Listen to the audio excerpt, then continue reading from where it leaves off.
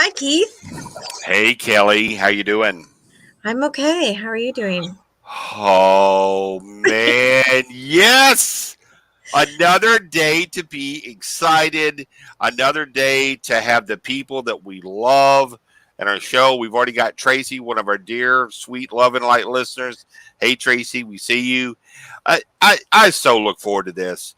This in the worst of times of what may be going on out there in the world. I know, you know what? No matter how bad things may be getting, I get to spend time with Kelly and all the people that we love.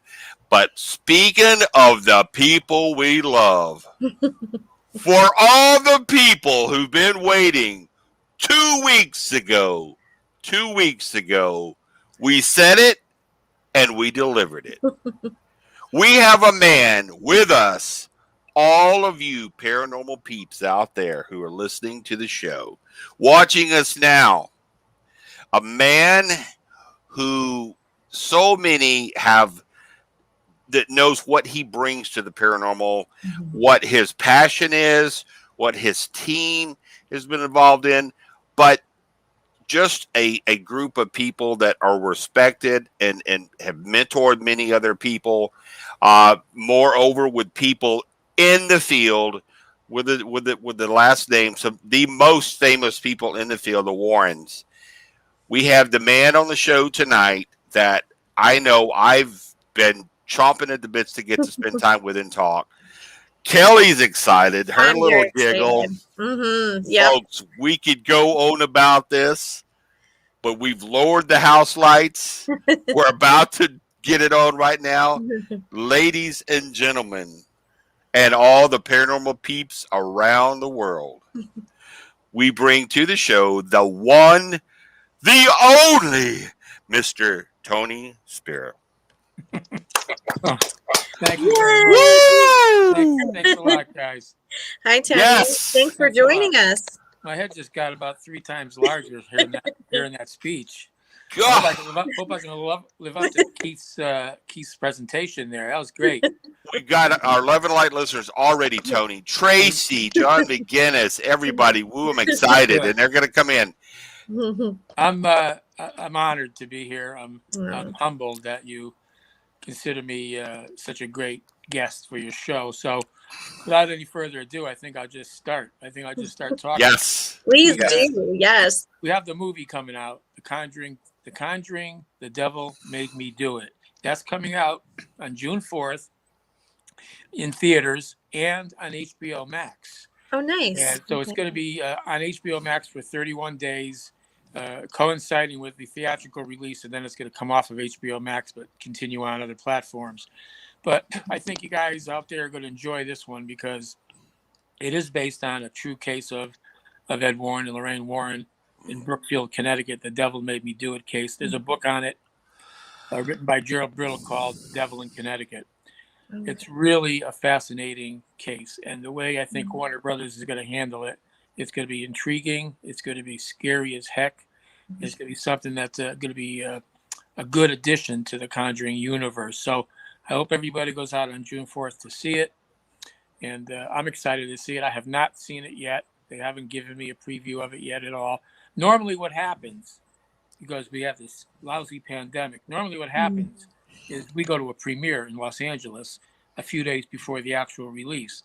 Like The Conjuring 1, The Conjuring 2, The Annabelle Comes Home. They flew Judy and I out there about 3 or 4 days before the actual release at the LA premiere. They didn't do it this year. It was supposed to be released in September 11th of 2020. They delayed it because of COVID. It is going to be released in June, but I haven't heard definitively, but I don't think there's going to be an LA premiere. So I'll be watching it probably along with everybody else. So I'm excited too to see it. Also, what we have going on, some of you guys know about it, is the first annual Warren's Seekers of the Supernatural Paracon. We've never done a paraconference before or a paraconvention before. We felt Dan Rivera, Chris Galoran on my team, and myself, we put our heads together and said, I think it's about time that we put on our own Paracon. We've got all these other ones going on.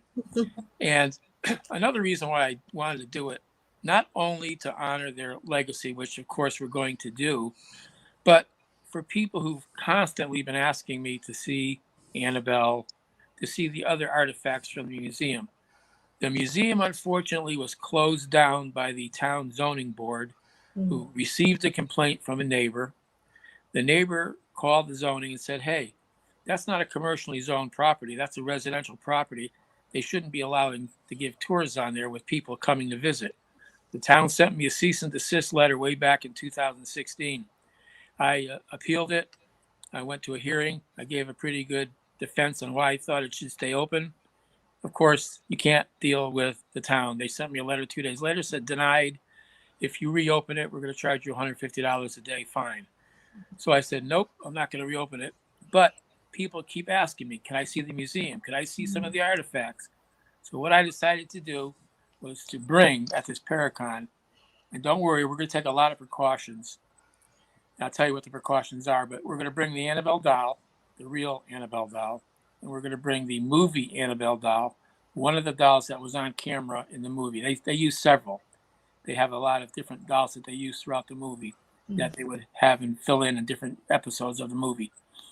The shadow doll, which I'll talk a little bit about too. The satanic idol, which was found in the woods in Newtown, Connecticut.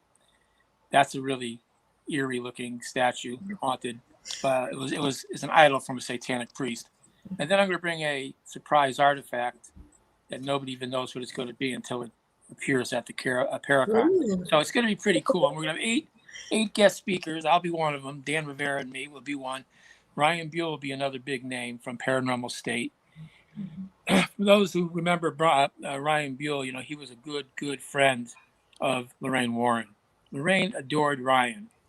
I mean, she thought of him almost as like her son, and they got along so well. And he invited her on many episodes of Paranormal State. And so we felt that Ryan should be there because it's the Warren legacy, we're honoring them. So that's what we're going to have. We're going to have also Corey and Jen from the Conjuring House. They bought the real, original Harrisville, Rhode Island Conjuring House. They're going to be talking about their encounters there at the house. We have James Anito, who's a deacon. He's going to be there. And several others. One guy who's a UFO expert. I think a Bigfoot guy. We're going to have all kinds of things. We're going to have vendors, over 40 vendors, probably closer to 50 vendors.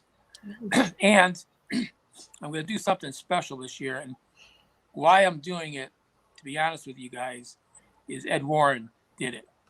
Ed Warren, back in the mid-90s, said to me one day, he said, Tone, you ever hear of a psychomantium? I said, no, Ed, what are you talking about? He goes, a psychomantium. I said, well, what is it? He said, here's what it is. He said, it's a room, a darkened room, where you blacken it out with blackened shades with no light in the room. Then you take a mirror, maybe a 3-foot by 4-foot mirror, angled on the wall. Then about 3 feet from that mirror is a chair. Behind the chair is a little table with a light on it, like a little red 25-watt bulb, where you could just about see the mirror. He says, what you do is you sit in front of the mirror, and if you stare at it long enough, you may see spirits start to emanate and show themselves on the mirror. It's similar to scrying. It's similar to crystallomancy. So Ed was intrigued by that. He must have read the book by Raymond Moody, who talked about the psychomantium. It's not a new thing, really, but it's something that Ed was intrigued by. So what I want to do is set up a psychomantium room at this Paracon. It's going to be a tent. I'm going to have a black tent. We're going to blacken it out. We're going to do the exact same thing Ed told me to do. And we're going to have people experience psychomantium. Now, they're not going to stay in there for 30, 40 minutes. They're just going to go in and sit down and see how eerie it feels to get the idea of how people use that kind of a object or that kind of a situation to try to draw forth spirits. And of course, we don't do it as a joke. We're going to have people sign a release. We're going to tell them pitfalls of doing something like that. It's you don't really want to communicate with anything. You don't want to ask to see anything.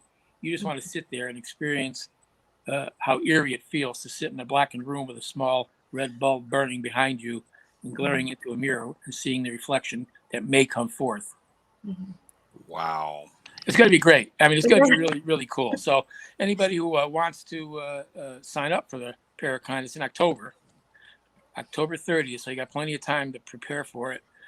And you can just go to my website or the Warrens website, www.warrens.net. And I think, and look for events, and it'll be right there, warrens.net. And I believe that 2 people that I know are going to be there too. And I think their names are Keith and Kelly. We are. I'm so excited. The minute Keith mentioned it to me, I made the reservation. Yeah.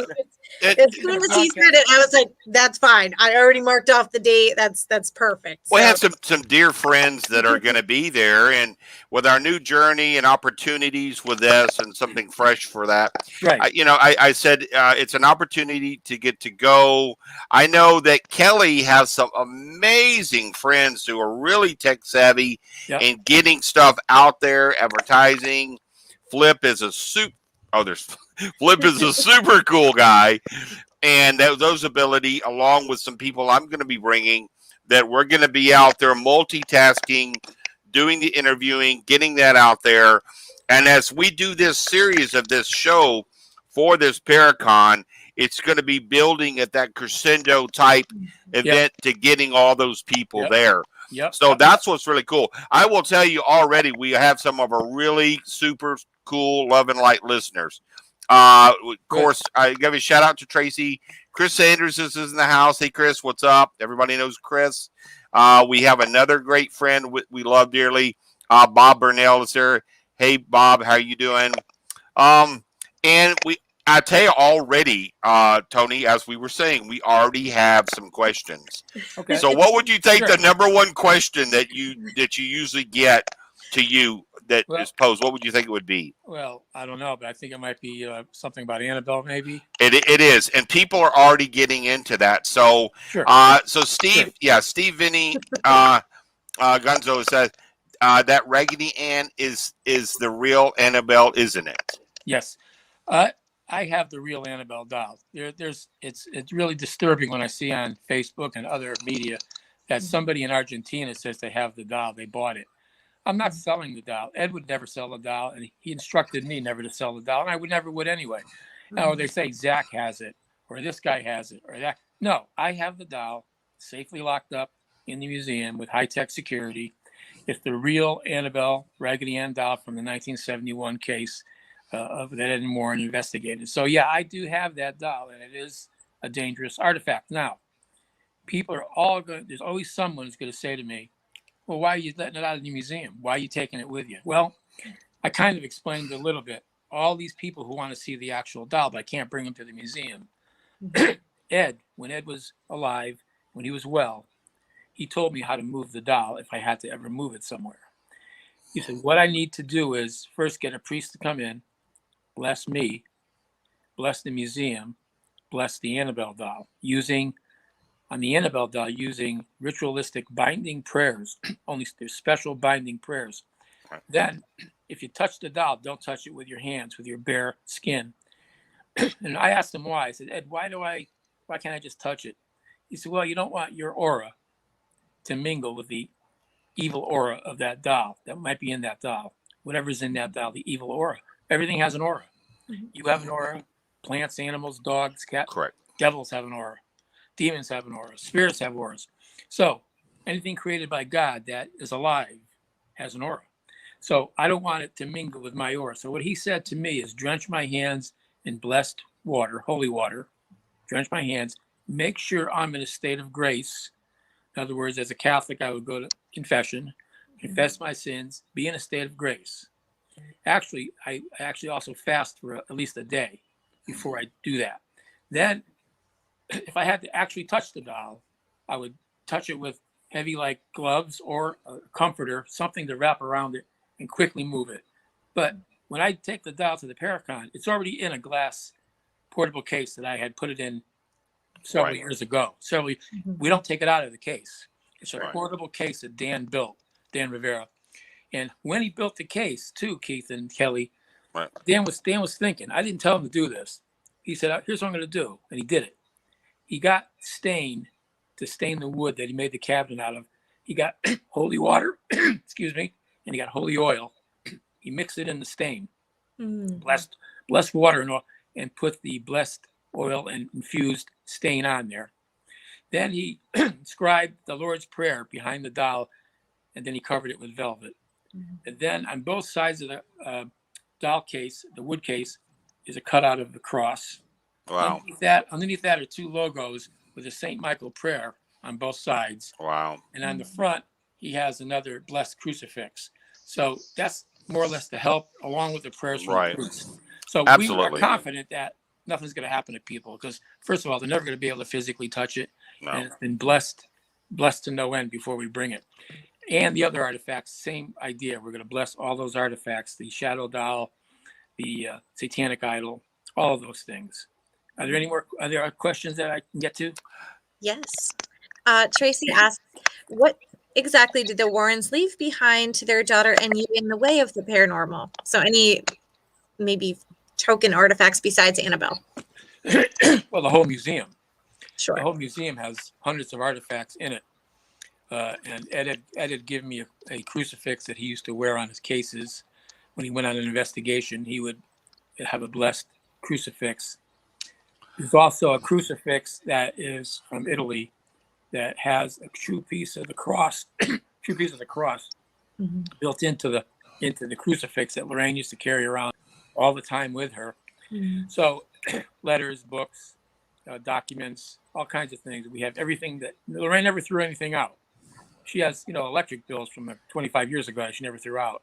And we kept all that stuff. We didn't, anything that she had left behind, or Ed, his clothing, her clothing, we kept. Mhm. Tracy also asks, she follows up with, what disturbs you most within their collection? Is there something that disturbs you personally? It's the Annabelle doll. Mhm. The Annabelle doll is the most dangerous artifact we have in the museum. But the other ones aren't so cool either. The shadow doll, which is an ugly, you can see it on the website. You should see a picture of it, I think, on our website. The shadow doll was created to cause havoc to people, and here's how. It was made from animal parts, like a bird feathers. A human tooth actually is in it. Animal bone, nails stuck out of it in chains. It's an ugly looking thing. It's a lot uglier than the Annabelle doll. And it's specifically made so someone who has knowledge of the black arts, a sorcerer, a a satanic priest, someone who has that kind of knowledge, would take a photograph of the doll, the shadow doll. Then they would print out the photo. On the back of the photo, they would write a curse to the intended victim. In other words, I'm a sorcerer. I don't like Keith Bailey. Keith Bailey took my girlfriend away from me because he's a stud. So remember, you're a stud now, Keith. So write the curse on the back of the photo. Send it to Keith. By Keith opening up that letter with the photo and looking at the photo, unbeknownst to Keith, he accepts the curse that went with that photo. Wow. Because it's how the curse was written and by who has power. The sorcerer are very knowledgeable. Just by accepting the photo of that ugly doll, you accepted the curse that went with it. It's the kind of artifact that can come to you in your dreams. And like Ed used to say, it can come to your dreams in a nightmare and stop your heart. That's how ugly it is. It's the opposite of something holy. It's the opposite of something blessed, even though we try to bless it as much as we can, but it was used for diabolical purposes. Wow. That's another artifact that I don't like to look at too much. There are many. There's the satanic idol that was found in the woods in Sandy Hook section of Newtown, Connecticut. And it was about 1991. There was a young man, a bow and arrow deer hunter. He's walking through this wooded area. He parks his car on the road. He starts to walk into the woods looking for deer. But soon he got lost. He's walking around. He doesn't know where the heck he's going. There's a pathway. He doesn't know where he's going. Suddenly he comes upon this grotto of rocks, this raised bed of rocks. And on this raised bed of rocks is this ugly artifact, the satanic idol. but he didn't know what it was. It was a statue with horns, these big black painted eyes, just an ugly looking thing, Mm. really weird looking, about 5.5, 6 feet high. Wow. He sees it in the summertime in the dead of the woods with no one around. He freaks out. He sits on the grotto of rocks in front of it, breathing heavily. He said, here's how he put it. He goes, I felt something like almost like a compassionate feeling. He didn't know how to say it. What he meant was he was scared, emotional. Mhm. And he said, I finally said to myself, I can't stay here. I got to go. I got to get out of here. He stands up with his quiver and his bow and arrow, starts to walk away from this idol. He's about 22 years old, this kid. As he's walking, this is the weird part. As he's walking away, not knowing where he's going, out of nowhere, a man stands right next to him, starts walking step for step with this kid, like he's marching with a kid. Mm. He's dressed all in black from head to toe. He has a white, short cropped beard, snow white hair combed back. He's about 70 years old. He's not talking. He's not looking at the kid. He's just walking with him in an intimidating fashion. The kid says to himself, I don't know what to do. I'm scared of this guy. He said, I was so frightened of the guy, I wanted to pull an arrow out of my quiver and stab the guy with it. And so we said, well, you didn't do that, of course. What happened? He goes, I just got enough nerve up to say to the guy, how do I get out of here? I'm lost. The man never spoke. He just kept staring straight ahead, pointed to the right like this with one finger, and then walked off into the woods somewhere. Wow. Now this kid he finds his car. He's traumatized. Finds his car. He drives home, calls up his friends, and tells them, you wouldn't believe what happened to me in the woods. They said, call Ed Warren and Lorraine Warren. They know all about it. They live right in Monroe. He calls Ed. Ed says, son, you think you could find that place again where that statue was? He said, I think I can find it. Meet me on the road. So Ed and Lorraine went and met him on the road. They walk into the woods. As they're walking into the woods, he describes the man to Ed, who this man was, what he looked like. And then he shows Ed the statue. And Ed looks at the kid and says, I know who that man was, and I know what that statue is. That's a satanic worship idol. Does not belong in the woods. I know that guy. He's very powerful. I'm taking the idol out of here. It doesn't belong here. So he did. He took the statue. Ed took it, loaded it in his car, he and Lorraine, and drove home with it. And, they said their goodbyes to the kid. For the first day, everything was fine. Ed put it in the museum. And the next day, I came over to the museum to talk to Ed, and he said, I'm going to show you this idol. So he told me the story about how he got it. So I leave. Not even about 6 hours later, I get a call from Ed. Hey, Tone, tell Judy that Lorraine's in the hospital. What do you mean she's in the hospital, Ed?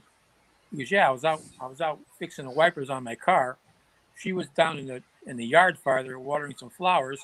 I glanced back at her, and she wasn't there anymore. She was 25, 30 feet farther up the yard in a fetal position, semi-conscious. He goes, I had to drop everything. I ran over to her. She couldn't answer me. He goes, and I had to rush her to the hospital. Meet me at St. Vincent's Hospital. So we went to the hospital. She was in and out of consciousness, Lorraine, for like 3 days. Doctors didn't know what was wrong. Ed's saying to the doctors, well, what's wrong with my wife? And they said, well, we did all kinds of tests, Mr. Warren. We don't really know. We can't really tell you. Her brain function, everything's fine on the scans. We don't know what's wrong. But I talked to Lorraine that day, me and Judy, and she could hardly even answer. She looked at us like she didn't know who we were, like somebody has a flu and you hit him in the head with a baseball bat, that kind of thing. Mm. So on the third day, she snaps out of it. She's no longer semi-conscious. She's perfectly fine. The doctors say, we're going to release her. There's nothing wrong. She's fine. She goes home. Everything's fine. So the following day, I go over to the house. I said, hey, Ed, what the heck did the doctors finally decide? What did they say was wrong with Lorraine? He goes, Tone, they never told me. They said, we don't know, but I know. I said, what do you mean you know, Ed? He goes, I know what happened. He goes, that son of a guy, and he told me the guy's name. That was a warning from him to me. He knows I took his idol, and he's ticked off, and he did that to Lorraine as a warning to me. I said, well, who is he, Ed? Who is this guy really? He goes, I don't want to say his name anymore. Because every time I mention his name, something bad happens. He's a high priest in a satanic cult, and he's very, very powerful. Mm. He has a lot of wisdom of ceremonial magic. He goes, but this man knows that I also know the reverse ceremonial magic. So he did that as a warning. He goes, so I know it was him. Mm-hmm. So that's the story of the idol. It's a dangerous artifact because of what was done with that idol. Sure. It's what's done with things that make them dangerous. In other words, if you go to a church, right, and you hand the priest or a minister the crucifix and say, can you bless this, Father? He's blessing it with holiness, ordained from God. He's a permission from God to bless that with piousness and holiness. He's infusing goodness into that artifact. But a devil worshiper, a black witchcraft artist, somebody like that, sorcerer, is doing it for the opposite reasons. They're infusing it with evil intent, with incantations and rituals. Mm-hmm. So everything has its place. And there is such a thing as witchcraft. There is such a thing as evilness, devils and demons. So when you worship a demon and you're trying to infuse it with that, you're infusing with the opposite of goodness. Mm-hmm. Wow. And that's going to be on display. That's going to be on display. But nobody's going to be able to touch it. We're going to have it roped off. We'll have it roped off. So we're going to have guards. We're going to have security staff that we're hiring to be in that room 24 hours a day. And anybody enters the artifact room at the hotel, they're not going to be able to get super close. They can take pictures and stuff, but we're going to have it roped off so they can't actually touch the artifacts because we don't want anything bad to happen, Sure, absolutely. And it's nice to know for anyone considering going that you're going to that extent, especially as you said, because we were talking about, even Keith and I mentioned prior, that intention is everything. So it's really great that, you can be it has so many precautions for those sort of tools. Right. Steve has a question. He said, why didn't they use the Raggedy Ann doll in the movies? Was it not scary enough or was it too much of a copyright issue? Well, he already answered his own question. Oh, okay. It wasn't scary enough, and it was a copyright issue. I talked to James Wan, the director of the movies, and remember the Annabelle doll showed up in the first Conjuring movie at the beginning, and so I said to James, "How come like you're using not using a real Annabelle Raggedy Ann doll?" He said, "Well, I wanted to do something very scary." He goes, "In fact, my Twitter name is Creepy Puppet." James Wan's Twitter name is Creepy Puppet. Wow. And he said also, I didn't want to run into any trademark issues, any problems with the manufacturers of the Raggedy Ann doll. Plus, it would be scary. He goes, we're making a scary movie. To look at the Annabelle doll, she doesn't look that scary, even though people say, oh boy, the real doll is more scary. Well, I don't think so. I think it just looks like a Raggedy Ann doll, but it's what that doll's intentions, what happened with that doll that makes it so scary. That doll has caused some havoc in people's lives. I mean, I can go into detail if you want me to of what happened with that doll. It's not good. And we think that the doll still has some activity to it. People say all the time, why don't you just get rid of the doll? Why don't you burn it? Why don't you throw it in the dumpster? Well, you're getting rid of the vessel, but you're not getting rid of what might be in that doll. Right. So that doll, what's in that doll, if I went and burned the doll, whatever's in that doll can just travel wherever it wants to go. But if I use binding ritualistic prayers, I don't know for sure, but I'm hoping that whatever's there stays right there encased in that doll. It's almost like those dog fences, electronic dog fence. Dog only goes so far and he stops because of the pain or whatever happens to the dog. Same thing with the prayers, the binding ritualistic prayers around these objects. Evil can only go so far, and it's encased, it's captive. So we keep it for that reason. Plus, why do we keep it? Also, Ed used to say all the time, people say, well, gee, I heard all about the Annabelle doll and what happened and all the stuff it did to people. Where is it? Can you imagine me saying, well, we got rid of it. We threw it in a dumpster. Like you start to lose credibility. Like you can't show us any of the stuff you're talking about. Like like the creature that crawled across the carpeting in the Devil Made Me Do It case in Brookfield. Where's the creature? And it said, you are all going to die. Where is that? Oh, we threw it out. What's a satanic idol in the woods? How was it? Oh no, we got rid of that. I mean, so we keep them for people who are very interested, like people listening today and watching, interested in the paranormal. It's like, let me put it this way. Say you took a course in modern art. You went to college course and took, I like modern art. So you get a book and the teacher's telling you all about modern art, and you're reading about Monet and about water lilies, and you're reading about Manet, Renoir, Van Gogh, Gauguin, all these people. And then they close the book and they go, now you know all about modern art. And you go, yeah, I do, but I don't know what the water lilies painting looks like. Then the teacher says, well, we're going to take a road trip and we're going to go to the Museum of Modern Art in New York City, and we're going to look at water lilies and we're going to look at Manet and Renoirs. When you see the water lilies, now you know from reading the book, the bravado that they use, the perspective, the impressionistic style of Monet. Now you got a picture of what it's all about. Same thing with the paranormal. I can describe the Annabelle doll all day long to you, or the idol all day long. If you don't see it, you're saying, well, I really don't get a grasp of what you're talking about. Mm-hmm. So we keep them for that reason too, to show people are interested in the paranormal, to learn, students. Sure, and you don't want to kind of have mass havoc either by saying, oh, I just threw it out. Yeah. No, it's in a dumpster if you want to go look for it. No. Right, exactly. I've had offers, believe it or not, I don't know how real the offers were. You never know. Mm-hmm. They could be real offers. They could be just somebody trying to catch me and say he's willing to sell the doll. I got an email from someone that said my client is authorized me to pay $1 million for the doll. So I wrote back, I said, the doll's not for sale.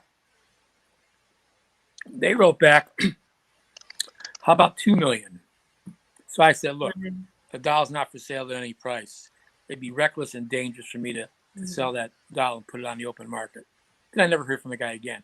Was it a bogus email? Probably. It was probably some skeptical society or some kid who wants to prove that we're full of it, that we're full of BS. Oh, he's willing to sell a doll, so how dangerous could it be? So, but I would sell it anyway. If it was a legitimate offer for $2 million, I'm not selling it. Even though I could use $2 million, who can't? I'm not going to have that on my conscience of something happening to somebody. What happened with that Annabelle doll is, one kid got killed. We don't know for sure it was for the doll, but we think it was. A priest got in an accident. I can give you all the details if you want to know. I can tell you real quick. It's not a good piece. It's not a good object. So why would I do that? Why? It's not. It doesn't make any sense. It shows that people who do stuff like that, people who charge for investigations, people who want money up front, they're not legit in my book. They're not. We don't charge for our cases, our investigations. Ed used to go on cases all over the country. And I said to Ed one time, well, how much do you charge people, Ed, for going like to Ohio from Connecticut? He goes, I don't charge anything. I said, you do it on your own, Ed? You don't know money? Excuse me. He said, well, if they can afford expenses for gas and stuff, I'll take the money for that. But if they can't afford it, because if it's a bad case, I'm going anyway. Because we're here to help people, Sure. So that's what Ed used to do. And we live by the same rule. We don't charge to go on a case. Now, we can't be everywhere at once. We try to help a lot of people on the phone, a lot of people on email. But something that we can get to and it's bad, we go. And we don't charge. And that's what Keith and I had talked about before, just about that. Not only the desire to help people, but to make yourself accessible. So I'm glad that they can reach you in those other ways too, because I think it's even more scary not only to have those things happen with clients, but also not for them to not know who to turn to or, where they can go for help. And Steve asked a follow-up question too. He said, how far away from these things is actually a safe distance, or does evil have a safe distance? No, evil doesn't really have a safe distance because evil can be anywhere it wants to be. It's not like the coronavirus where 6 feet distancing, I got both my shots. I don't know about you guys. But it's amazing to me that I got both my shots. I still got to wear the mask when I go out because people look at you and go, "Where's your mask?" Oh, I'm good. But I still don't. I don't know when it's going to end. But there is no safe distance because an entity like a devil or demon can be anywhere it wants at any time. You can be 150 miles from it. If it wants to get to you, it can instantaneously. And by the way, a human spirit can be where it wants to be instantaneously too. In other words, a human spirit, all it's got to do is think of a place it wants to go to, and it can be there instantaneously. Like when Ed was in England at the house, the Enfield, England house, the Conjuring 2 movie, he was there talking to the family, and Lorraine had driven, and she flew home because there was a leak in the basement. Her mother had called her up. This is 1979. Said, Lorraine, you got a flood in your basement. You got to get home. Lorraine come home, called the plumber, took care of it. Then Lorraine said, I'm going to do something special for Ed. I'm going to have a case built for Annabelle. This is 1979. So she had the carpenter come and build the built-in case for Annabelle. While the carpenter was there building the case, this is a kind of funny story, and the museum, with Lorraine watching, there was a phone on the wall. Some of you guys don't remember what a rotary phone is, but it was so, so Ed, the phone rings. She picks it up. It's Ed over in England. You know what he says to Lorraine? He said, Ed, are you doing something with that doll? And he was mad. She goes, what do you mean doing something? She repeats it. What do you mean I'm doing something with the doll? Yeah, I'm building a case. Why? I was a surprise for you, Ed. He goes, because the spirits told me you were. The spirits here in England told me that you were building a case. Honest to God. And the carpenter overheard Lorraine repeating the stuff. He drops his tool, says, I got to go. He left, and he never came back. I said, what? I said, Lorraine, he never came back. I had to call another carpenter to finish it. So spirits can be wherever they want. All they got to do is think of that location, and they're there instantaneously. So there is no safe distance from a devil and demon, to be honest with you. Sure. But there is a safety, and that is your aura of protection, your white light of, you put on the suit of armor of God, your faith, your envisioning yourselves in a white glowing light around your aura. We call it a Christ light or God's light of protection. And ask God to protect you from anything evil, demonic, or otherworldly, and or negative. And it will. He will. That's your protection. Your protection is like a bulletproof vest for a cop. When a cop goes in a house, or a fireman when he goes into a fire, Keith, and he's got his Scott pack on. You know what I mean? He's not going to go in on a smoke-filled thing with nothing on, with no uniform or no helmet, no axe, no protection, no Scott pack. So that's your protection. Your suit of armor is that. Envisioning yourself in a glowing white light all around your aura and asking God for protection, and God will not forsake you. We got some good questions. So just a recent friend of mine that I got to become friends with, Chris Galorin, puts, hi, Tony, big fan here. Do you still receive items from people to hold in the museum? Yes, I do. I've got some as recently as a month ago. People call up or they'll send me an email, say, I went to a tag sale and we bought this doll, or we bought this painting or picture, and I hung it on a wall, and then like the same night I started to see shadows and knockings and pounding sounds. I think it's the picture I bought. So I'll say, just send it to me. I'll put it in the museum. So we've had many things like that happen recently, especially dolls. For some reason, the dolls are something that people get really freaked out about. They send them to me and we put them in a museum. But yeah, I still do. I still accept things like that because I don't want people to just toss them somewhere, to throw them in a dumpster and somebody else pick them up. Absolutely. Kelly, you got another question there, Kelly, I see. Yep. Steve says, have you ever experienced anything paranormal yourself with some of the stuff they left behind for you? Yeah. Actually, we did an investigation on YouTube Live on the official Ed and Lorraine Warren channel. You guys look that up. We have investigation part 1, 2, and 3. But Eric Vitale, he's one of our investigators. He's a real nice guy. But he's heavily into the paranormal and the technical part with the equipment. So he had this piece of equipment on, and he was walking down the passageway of the museum, and he said, "Is there who's here? Anything you want to tell me?" And said my name, Tony. He goes, "You said Tony's name," and he said, "Well, why are you giving my Tony's name?" And this machine was going off. And then all of a sudden, you hear loud as clear as day, Annabelle, like that. So there's things that happen in that museum when you were in that museum that has frightened me.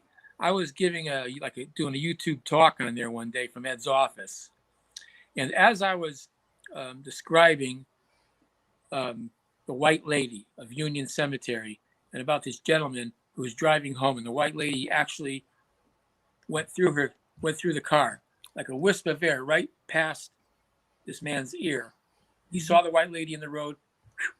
Next second, he felt a wisp of air, and I went like this on YouTube. I went just like that, and then when I played it back, people commented, "Did you hear that? Did you hear somebody yell wee, wee?" Goodness. I said, "No." I played it back. Sure enough, and it was dead silent in that museum. Only me was in Wow. that. Only I was in that museum, and you hear wee, like mocking me.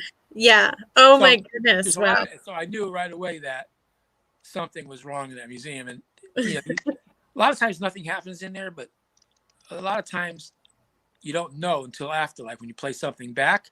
But also, if you're alone in there at night, is when you feel it. And I don't like to stay in there past dark. So when I do those YouTube videos, it's always in the daytime. But at nighttime, things build up. Mm. The dark areas of the night is what you would have a problem with. Tracy's got a good question, Kelly. She asked, did the Warrens ever have a true fear of something despite their belief system? Yeah.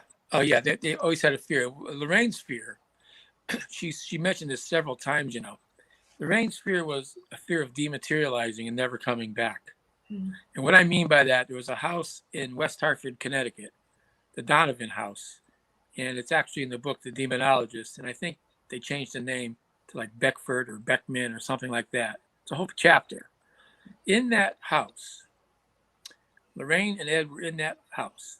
And there was a set of French doors. You know what French doors look like, right? Mm-hmm. French doors. And the doors dematerialized in front of Lorraine and materialized in the basement moments later. Wow. In front of her eyes and in front of a priest's eyes. Wow. And Lorraine said to me later, she goes, my fear is if something can do that, something can dematerialize those doors, it can do the same thing to me. It can make me dematerialize. And she was afraid of that. And also, another time, which I can't tell you the specifics of what happened because they wouldn't tell me. That's how frightened they were. Ed and Lorraine were up in a place called Antigonish, Canada. I'm probably saying it a little wrong, but it's close to that. Antigonish, Canada. After a lecture, and they were driving home. And I believe they stopped at a hotel. Then when they got back in their car to travel on, they were attacked. The way Ed put it to me was so violently, they were attacked by an invisible force inside the car for like 5 hours. They couldn't escape the car. They were being thrown around the car, smacked around. I said, what did it look like? He said, I can't talk about it. He goes, I don't want it to come in. You bring it too much recognition. But it was demonic. Something demonic was attacking them. Another time what happened, it was about a week after Amityville, 2 weeks after the Amityville case when they were in Amityville. Ed and Lorraine were driving, and Kelly would know about this. I always miss one of the names, and you'll probably know it. One is the Lord's Valley, on Route 84. And then I think there's another town that's close. It's not the Lord's Valley, but another one that's religious sounding to it, right next to it. Yes. Uh-huh. You know what I'm talking about? Like, yes, it escapes me as well, but I know it may come to me. The Lord's Valley and a promised land. It's a promised land. One sign says the promised land on Route 84 in Pennsylvania. That is the Lord's Valley. So Ed's driving through, and it's brand new 1975 Ford Elite. Right? It's like a Torino. It's like a Gran Torino, but it's the elite version. He's just got it. He's driving in a sunny day on 84 through the Lord's Valley and a promised land. And he looks over at Lorraine. And Lorraine has a set of rosaries in her hand. She's saying the rosary.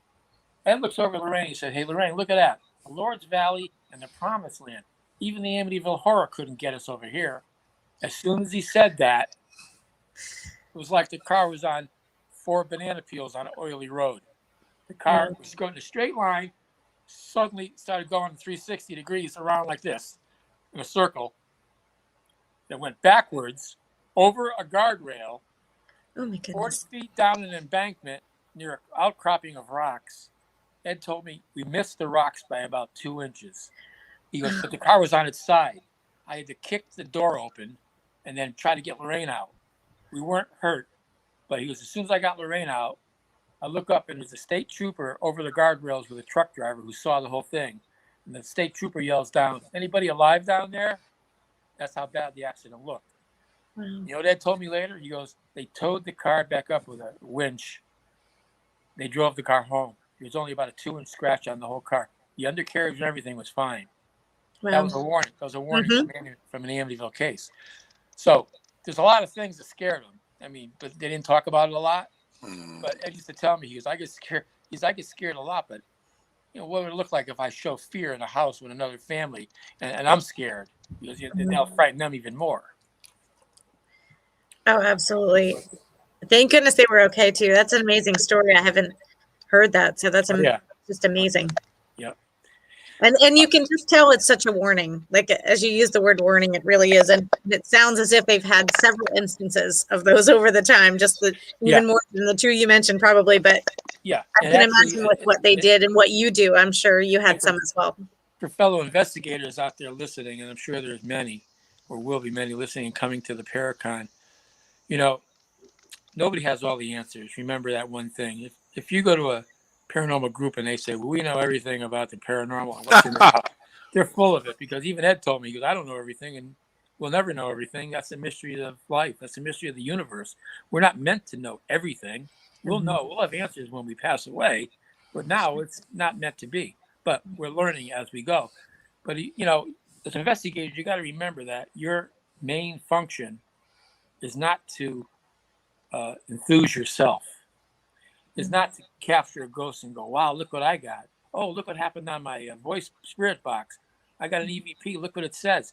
That's fine for evidence, but that's not your goal. Your goal is to help the family.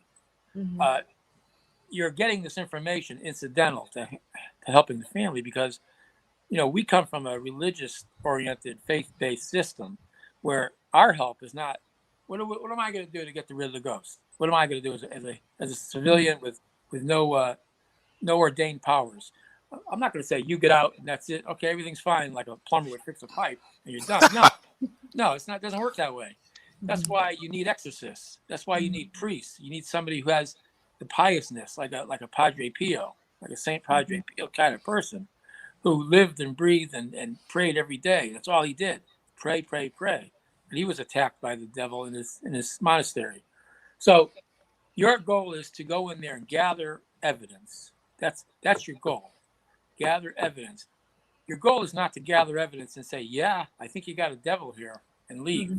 Right. What did you do to help the family besides nothing? Right? You didn't do anything. All you did is confirm what they thought. Or you're giving the wrong information. You're saying you got a devil and it's a human spirit because you don't know the difference. Right. So you have to go in with the right attitude. The attitude is you don't expect any money. You don't expect anything from these people, but you expect to find out what's happening in that house with evidence so you can bring it to someone who will agree to come in and maybe bless the house, bless the family, or do an exorcism of the house or an exorcism of the family. So that's the goal. That's what Ed and Lorraine's goal was, to gather evidence. They themselves really couldn't get rid of anything. Like people will say to Ed, how many exorcisms have you performed, Ed? You know what Ed's answer was? 0. I've been to like 75, he said, but I didn't perform none because I don't have the power. He said, sure, I can say the words. Anybody can say the ritual Romanum, but that's not going to do it. You have to be very pious, very holy, ordained from God, an ordained member of the clergy, and you have to have that kind of super faith that your abilities are going to work. Because there are some priests that can say the ritual and it's not going to work either. It's like a good doctor and a bad doctor, a good lawyer and a bad lawyer, you know? Right. Steve has another question. He asked, how much of the Amityville case was real? They seemed more possessed than the original man who was just using it as a defense case. Do you know? The original Amityville horror was real, and it was not a hoax, but the only part that made it seem hoaxy or seem hokey was the book by Jay Anson.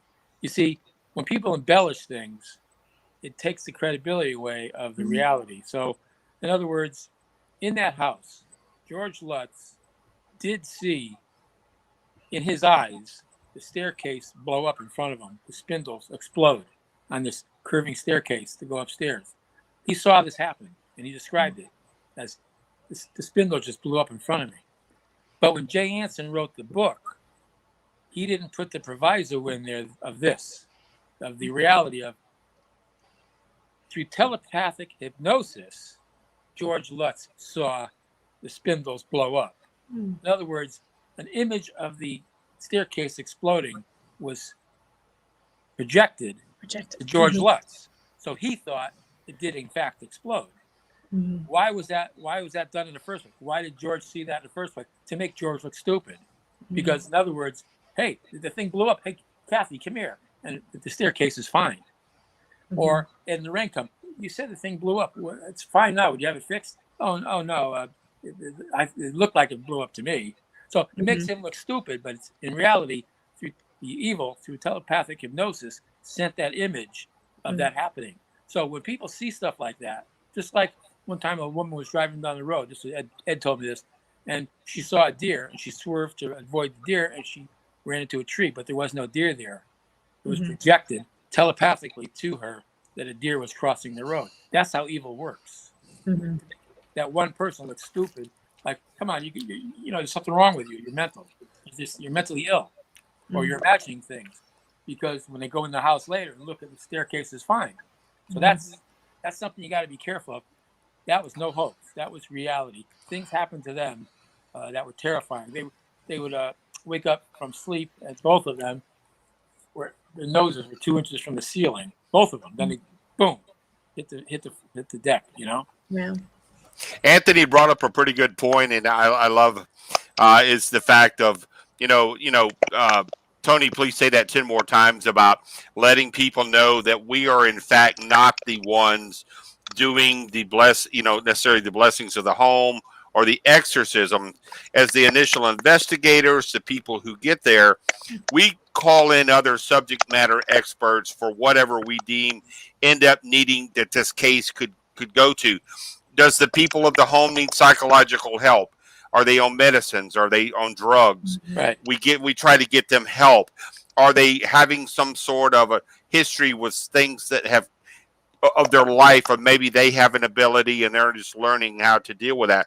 Yeah. So people see what they see on television, the entertainment side of the paranormal, right? And us as in the field, we actually do it. And so when we go to these shows, people often, as you know, walk up to you, I'm sure with Kelly, and they have with me, and say, so when was the last demon you saw? Well, I really haven't seen a demon. Right. Do they exist? Because, yeah, they absolutely exist. But the thing is, the demonic is very crafty. The demonic is very, very cunning and clever. And the demonic is a liar. Devils are liars, right? Just like that old expression, that the greatest success the devil ever has was convincing us that he doesn't exist.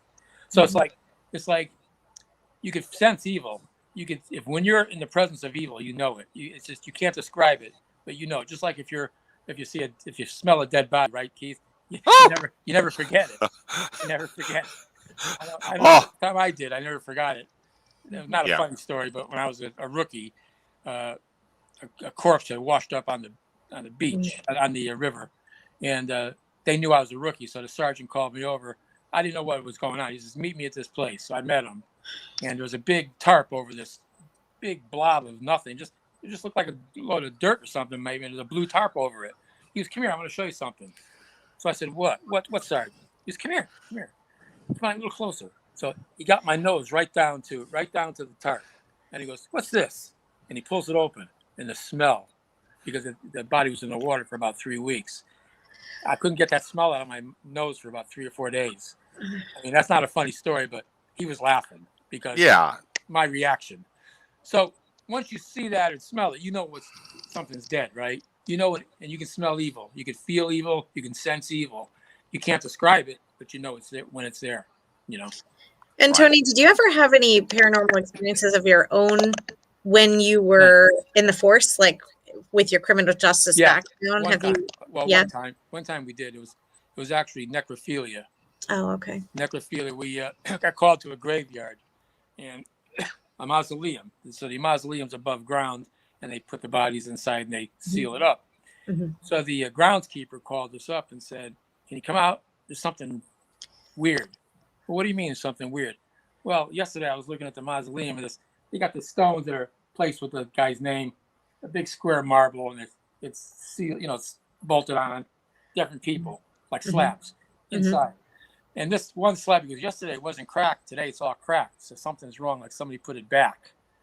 So we get the detectives out there, and I was out there, and another cop, and they opened up the thing, they pulled out the casket, and they opened up the casket, and sure enough, there was something happening near the groin area of this corpse. It was all like destroyed.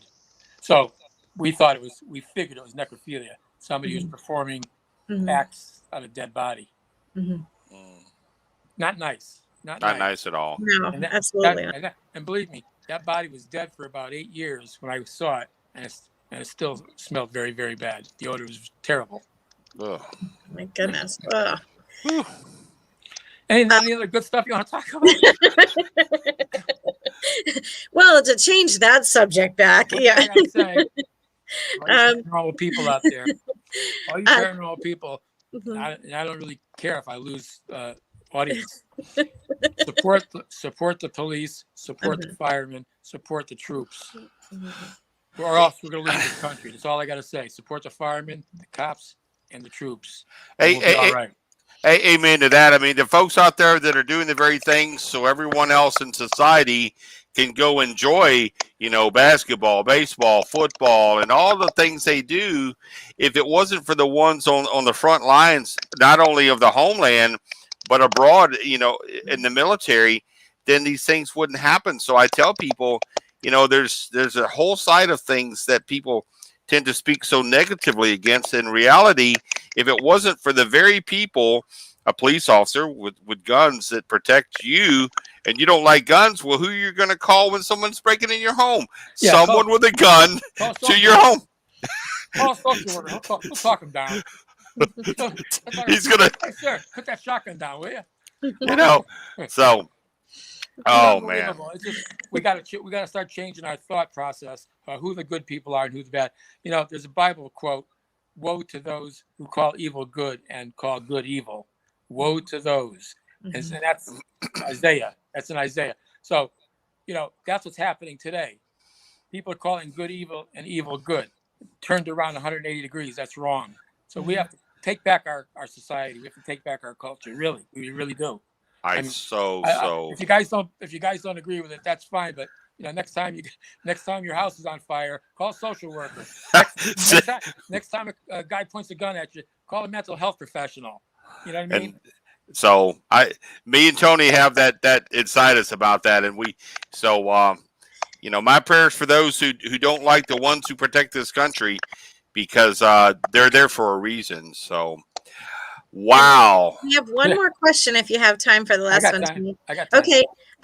Tracy asks, how did the Warrens ensure that your wife would not be traumatized by some of the events? And then she says, as a child, I would have lost it, which I can relate to her feelings of that. Yeah. Well, first of all, Judy spent most of her childhood with her grandmother and grandfather because Ed and Lorraine were always moving around. They were always going places. They're always traveling. So the majority of the time they spent with the grandmother and grandfather. She did, but Ed used to tell her ghost stories and scared her, so she wanted to stay away from the paranormal. So even to this day, though she does have gifts, contrary to what some people have said, she does have empathic gifts and psychic awareness like her mother. Not as acute. It's you have to train the mind when you're psychic to get more psychic. She didn't want to do it. She wanted to stay away from it. So she doesn't like to go to the museum. She never walks into the museum. She never goes on cases because she's frightened. You should see the rituals she goes to when she goes to sleep at night. And she leaves the lights on as long as she can. And she says certain prayers. She sprinkles holy water all around the room.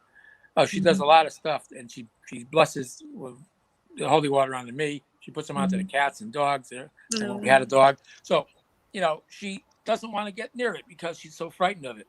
So, and I respect that too. Oh, absolutely. Absolutely. And Anthony has some message. So remember, Paracon 2021, at the Courtyard Bar Marriott, Waterbury, Connecticut, October 30th. Go to www.warrens.net, click on events. We also have a VIP party the night before that you can sign up for. Meet all the guest speakers, including me, Dan, Chris, all the team members, all the guest speakers, free food. Well, when you sign up and pay, free food, and then but cash bar. You have to pay for your own liquor. And then the following day, it's going to be great because Keith and Kelly are going to be broadcasting live, right? Mm-hmm. Yes. We have Kelly's going to have folks there in her camp. I'm going to be having folks there myself that are going to be coming. We're going to be about that place and space with several cameras. I know, very busy. We have a lot of merchandise. We have the Warrens Paracon hoodies. We're going to have Annabelle hoodies that Dan Rivera makes up special. Okay. He's going to have buttons. He's going to have mugs saying Warrens Paranormal Paracon. This is the first ever of its kind. I think it's drwear.net. It's Dan Rivera wear.net. And you can look him up on Facebook, Dan Rivera, and you'll see all about it. And you have a good time, man. It's going to be, and we're going to have food trucks out there. It's going to be just fantastic. You walk. Nice. That's great. It's going to be so cool because this is the first one, folks. So when you get in on the first one, you get that first kick at the cat at this event with the folks who bring a whole nother really cool story to the paranormal that you get to come and meet them in person, ask questions. So I'm telling you, this is the first in a series of many shows that we're going to be having those folks on there. Yeah, so you can take photographs with us. We're not going to charge you any money to take a picture with us. That's for sure. That's stupid. Anybody who charges money for a photo, they got a big ego. So we'll do that for free. Questions? You got questions about paranormal, about cases, about anything? We'll answer them. That's what we're there for. We're going to be there all day from 10 a.m. to 8 p.m. And I was going to say all the details too. Some people are asking questions about that, and they're on the Facebook event.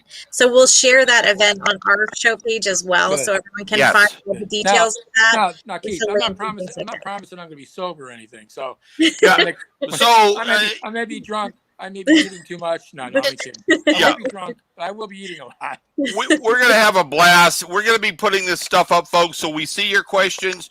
Trust me, we have folks even behind our scenes that are going to be having our six, getting that information out there to get the show to you. But I'm telling you, folks, it's the place to be in October or right around Halloween in those days. Halloween. The day before Halloween. I mean, come on. I think it's going to be the first ever psychomantium display. So people can see the psychomantium, what it's all about. I'm not advocating you go out and build one yourself, but if you did, you got to protect yourself if you ever did. But some surprises are going to be there that hadn't even talked about. So you got to show up day of to get to see those, right? Those are the showstoppers. Absolutely. You got it. Tony, we could say so much. Thank you for being on our show. And Judy's going to be there. She'll be selling her Lorraine Warren bracelets. Real quick, what they are. They're bracelets made from pieces of Lorraine's costume beads, costume jewelry, and it's got a tag that says Lorraine Warren and it says New England Society for Psychic Research.